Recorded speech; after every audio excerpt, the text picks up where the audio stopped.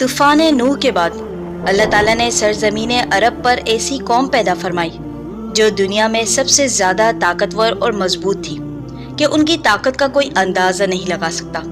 ये लोग सफ़ेद रंगत वजाहत में अपना सानी नहीं रखते थे। मालो दौलत शान और शौकत दुनिया की हर आसाइश से माला माल थे। कुरान करीम में अल्लाह ताला इरशाद फरमाता है, उन जैसी कोई और कौम और मुल्कों में पैदा नहीं की। तूफान नूह के बाद कोई भी मखलूक बाकी न रही सिवाय उनके जो हज़रत नूह अलैहिस्सलाम की कश्ती पर सवार थे। तूफान के बाद तमाम इंसानी नस्ल ख़त्म हो चुकी थी। नूह अलैहिस्सलाम की औलाद से नस्ल इंसानी को अल्लाह तबारक व तआला ने दोबारा शुरू किया और नस्लों को आगे बढ़ाया। इस तरह हज़रत नूह अलैहिस्सलाम के बेटे साम की नस्ल से एक ताकतवर कौम वजूद में आई जिनको कौम आद कहा जाता है। उनके कद सबसे लंबे और वो ताकतवर थे।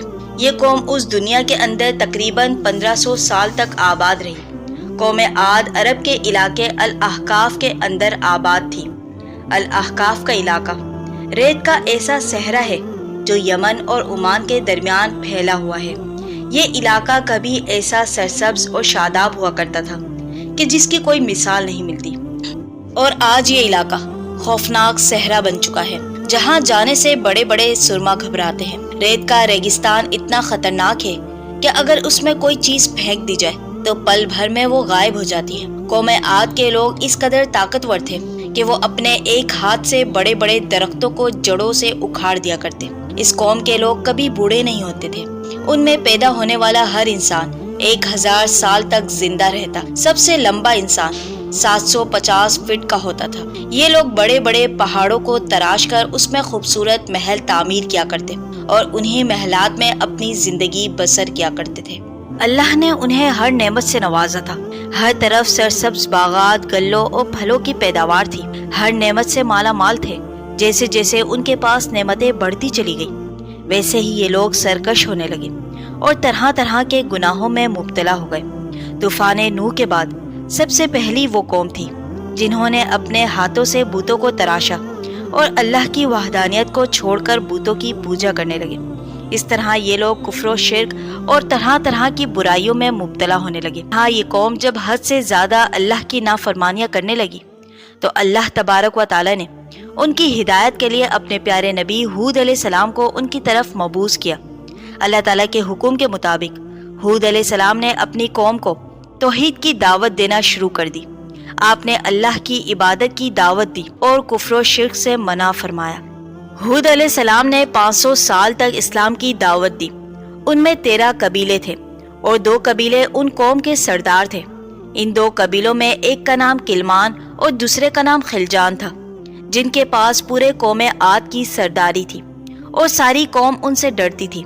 जब हूद अलैहिस्सलाम अपनी कौम को हक की तरफ बुलाते तो सबसे पहले उन 2 कबीलों ने आपकी मुखालफत की और आप पर तरह तरह के जुल्म सितम करना शुरू कर दिए। इस जुल्म सितम के बाद भी आप हक की दावत देते और फिर कुछ टाइम बाद ही एक कबीले खिलजान ने हूद अलैहिस्सलाम की इस्लाम की दावत कबूल कर ली और वो ईमान ले आए और बाकी 12 कबीलों ने उनकी मुखालफत की।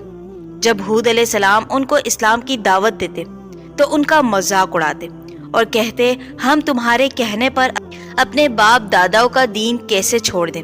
अगर तुम वाकई अल्लाह के नबी हो तो हम पे वो अजाब ले आओ जिस अजाब से तुम हमें डराते हो। ये लोग हजरत हूद अलैहिस्सलाम को झुटलाने लगे, अल्लाह के अजाब को तलब करने लगे और कहने लगे, अगर हमसे कोई ज्यादा ताकतवर कौम है तो उन्हें हमारे मुकाबले ले आओ। कौम आद ने जमीन पर नाहक तकब्बुर किया और कहा कि हमसे ज्यादा ताकतवर कौम कौन है। जब ये लोग हद से बढ़ गए और अजाब को तलब करने लगे, नबी को झुटलाने लगे, तो उनके हक में अल्लाह ने अजाब का फैसला कर दिया। अल्लाह ने बारिश बरसाने वाले फरिश्तों को हुक्म दिया कि कौम आद के इलाके में बारिश को रोक दिया जाए और पानी को खुश्क कर दिया जाए। इस तरह उन पर कहत साली मुसल्लत कर दी गई। वो इलाका जो कभी सरसब्ज और शादाब हुआ करता था वो बंजर जमीन और वीरान हो गया। हर चीज खुश्क हो गई, सारे खेत बर्बाद हो गए, सारे बागात सूखने लगे, मवेशी मरने लगे। ये कहत साली इतनी बढ़ गई कि खाने पीने का सामान कुछ बाकी ना रहा।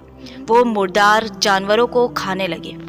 لہٰذا ایک بادل احقاف کی طرف بڑھا جس سے ہر طرف اندھیرا چھا گیا۔ جب ہود علیہ السلام نے یہ منظر دیکھا تو سمجھ گئے اب اللہ کا وعدہ قریب ہے۔ حضرت ہود علیہ السلام نے اپنی قوم کو لے کر دوسری بستی میں چلے گئے۔ جیسے ہی ہود علیہ السلام نے احقاف سے ہجرت فرمائی، کالے بادل مزید سیاہ ہو گئے اور طوفان برپا ہو گیا۔ ایک تیز ہوا چلی جس نے سب کے دل دہلا دیے۔ ہوا کے جھونکوں سے قوم عاد کے عظیم ستون والے گھر اڑا کر رکھ دیے۔ 60 قد والے افراد تنکے کی طرح ہوا میں اڑ رہے تھے۔ ہوا ان کے سر کو ایسے ٹکراتی تھی ان کے بھیجے باہر آ جاتے۔ آندھی کا زور اتنا سخت تھا کہ لوگوں کو اٹھا کر پھینک دیتی۔ اللہ نے اس آندھی کو 7 راتوں اور 7 دنوں تک جاری رکھا، اور احقاف کا وہ علاقہ جو شاداب اور دلکش ہوا کرتا تھا آج وہ بنجر زمین بن چکا ہے۔